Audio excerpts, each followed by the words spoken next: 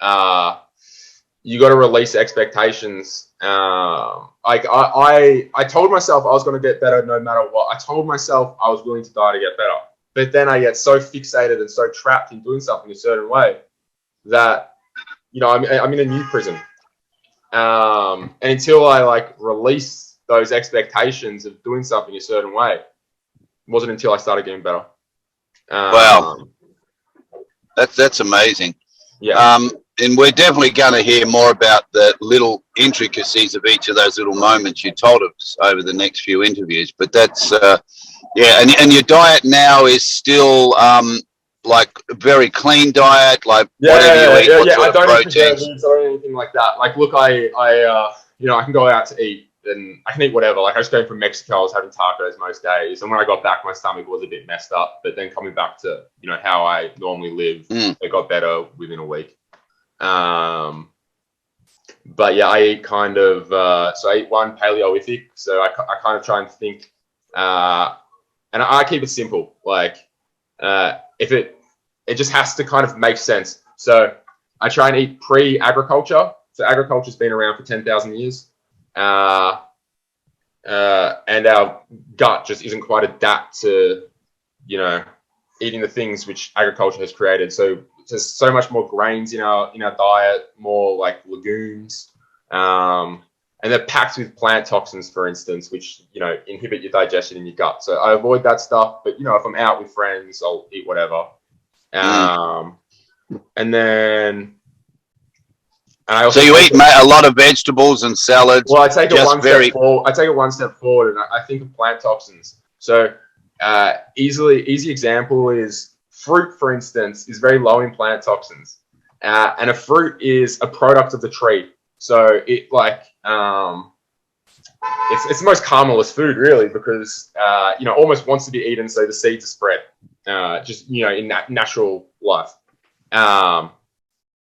Whereas, you eating an apple doesn't hurt the apple tree. The apple tree will survive and it will grow more apples. Whereas vegetables, for instance, for the most part, when you harvest that vegetable, you kill the whole plant and then you've got to reseed and then wait the next year for crops again. So vegetables are, for the most part, are filled with plant toxins because they don't want to be eaten. They want to survive. So, and their defense, an animal's defense is they have teeth and hooves and they're big and scary. So once they're dead, there's nothing to inhibit it from being eaten. Whereas vegetables, there is. So for the most part, I really only eat fruit and meat. And I also I take it one step forward again. So there's one guy which promotes this stuff who has a massive following, and he's called Paul Saladino. I think his Instagram handle is Carnivore MD, and he's getting really, really famous.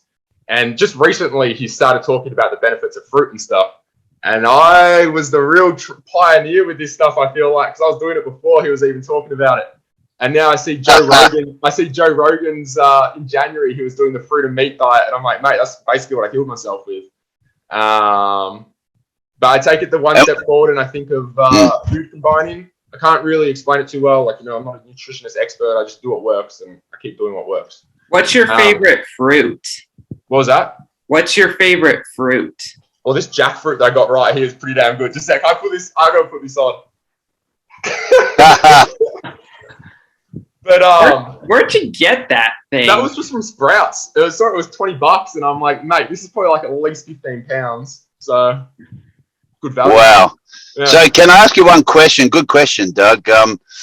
I guess a lot of people will be asking that. Now, do you not eat any salads or greens or vegetables at all? It's just fruit and meat? I do. I eat, for one, I eat a lot of cucumbers, which are really a fruit, but they're just hydrating, they're low in sugars, so they combine well with meat and stuff.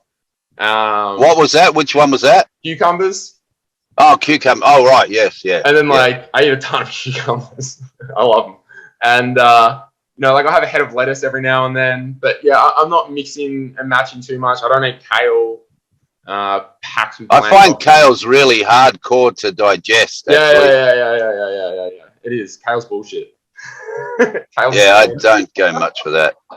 And meat, as far as meat, fish, meat, eggs, all that type of thing. Anything. I try and eat nose to tail. So like I'll eat the organs. I haven't been having that much here, but back home in Australia, like I go to Queen Vic Market once a week, and I have the organic butcher Scott, who I go see. And yeah, I try and get liver. I make bone broth. I have marrow. I sometimes get some organ mince made up, so I have whatever in there. Actually, my favorite bone broth's very popular. Yeah, I've heard my favorite meat a lot of my actually friends. is lamb hearts. Lamb hearts in the slow cooker is the best. Now, I'm going to ask you a question, and Doug, I'll switch over to you in a sec. Sure, you got a few, because Doug actually went from when we first started coaching 6.5 years ago. He was around about 320 pounds. He's down to about 200 now, maybe 195. He's cleaned up easy, so I'm sure he's listening to this quite intently, you know. Yeah. And he's into fitness and all. He's doing amazing. But do you get a lot of backlash from people who are vegans and don't eat meat? Like, what you an ex-vegan as well is like the scum of the earth for vegan, and I've been there as well. I've been an angry vegan myself, so like, I'm like, whatever, I can empathize. But I literally my big back is just look at the results. The results don't lie. That's it. Like, yeah. Well, here's a question for you, because something you said then, I'm sure people will be listening to this, is when you said plants have the toxin when you pull them out of the ground, but also people have also said, you know, when you kill an animal for food, it gets toxins through its body when it's killed, depending how it's killed. So what's your view on that? Yeah, so we want to get into like the law of vibration right now. That's why I try and source my meat from a organic butcher, or someone that I trust and know, because I kind of even think that the animal still has energy in it. So if it's killed in like not great circumstances, you're eating that negative energy, or if it's growing in not good sense, you're eating that negative energy. But then it's like red meat.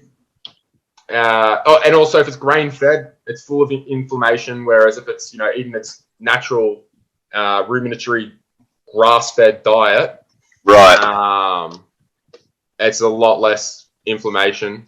What's the other thing? So chicken consumption has been exponentially going up over the last 50, 60, 70 years, whereas beef consumption's been going down. And chicken's fed like soy and corn. It's highly inflammatory, modern day chicken.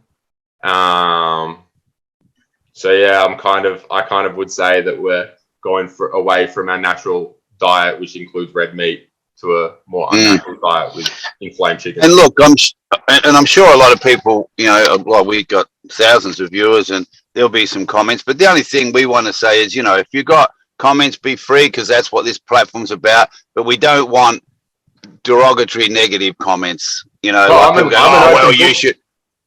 Yeah, I mean, but we just like to keep people's comments like, oh, look, I believe in this.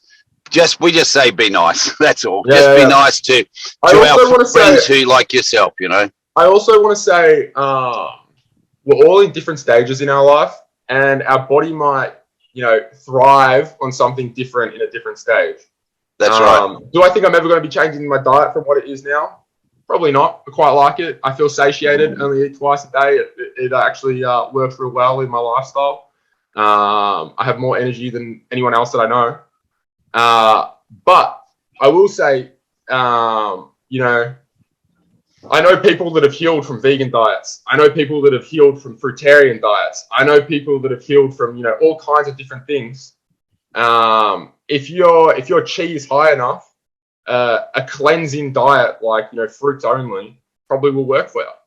But like, if you're emancipated and you've been emancipated for over 2 years, it's probably not going to lift you up enough. And that's great that you shared that, mate, because like, you're right, everybody has different ways of doing it. But I think what you've shared, I'm sure will start people's minds ticking over to investigate a little bit more of what you've said, because you're the second person in 2 days that's mentioned about the fruit, and it makes a lot of sense what you said. Yeah. Doug, I'm sure you got some questions before we finish up, mate. Yeah, Lockie, did you attempt the fish and veggie diet known as pescatarian diet? Yeah, Pescatarian? I reckon before I went vegan, I was basically pescatarian for a while, and yeah, that was fine. Like my stomach wasn't any better, but it wasn't any worse. I just had a lot of fish and a lot of eggs. Yeah. So I don't know. Didn't Yeah, I think like you said, it's that choice of like whatever may work for each person. But I think it's good to investigate like you did. You investigated over many years to see what worked for you. And you think you've like turned over every rock and gone down every avenue, and I can assure you, you have not gone down a million different paths. Yeah, that's right. So many different routes. Yeah, that's awesome, mate. Doug, you got a few more questions, mate, and then we'll tie it up. And I really look forward to speaking to Lockie again a bit more in depth about this. Yeah. What exactly happened at that time that made you look like the skeleton, and how'd you overcome that? So yeah, that was overcoming fear right there. So I got so scared of the medical system that I cut myself off. I got so scared of people's thoughts and opinions that I cut myself off. I got so scared of different foods that I was trapped into restrictive eating because you're so scared that things are gonna mess up your gut. Yeah, I also did a lot of fasting, which at that point in my life, it's not good to be fasting as you're rapidly losing weight.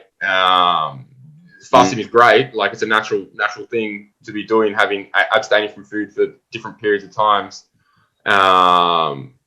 because we have abundance 24/7 where we have access to a fridge all the time. We can eat around the clock, but that's not really a natural thing.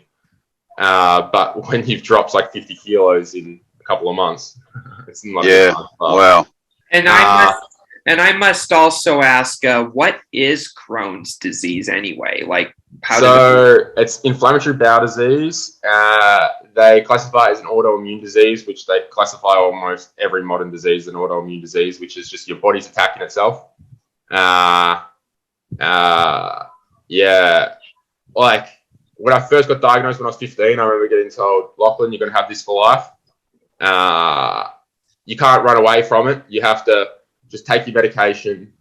And that's that. And I'm like, well, if I eat as much KFC as I want, is that going to affect my gut? And he's like, no, there's no evidence for that. You can eat KFC, whatever. Yeah, no talk about lifestyle. It's just, I'm the helpless victim. Yeah, right. Wow. Well, look, awesome. We went a bit longer, but it's great. I love your story, and I really do we want to bring you back on in a few months. So, look, thanks for taking the time on Mother's Day in America and Australia. Our Mother's Day, in America, Mother's Day, and yesterday was our Mum's Day. Yeah, thanks, mate. I really appreciate that. And Doug, can you take us out? And Lockie, I really look forward to your next conversation. And with your permission, we'll, show some of your photos when we put this up on the channel of how you look now and how you look. It's just incredible, man. Go for it. Show them all. I personally think it's the craziest transformation on all of Instagram. Oh my gosh. But yeah, I'm biased. Yeah. Yeah. Well, thanks, mate. And Doug, over to you, buddy. Yeah, so everybody, we'd like to give Lockie a round of applause for a terrific journey. And we'll see you next week for the next episode of Relentless and Unstoppable.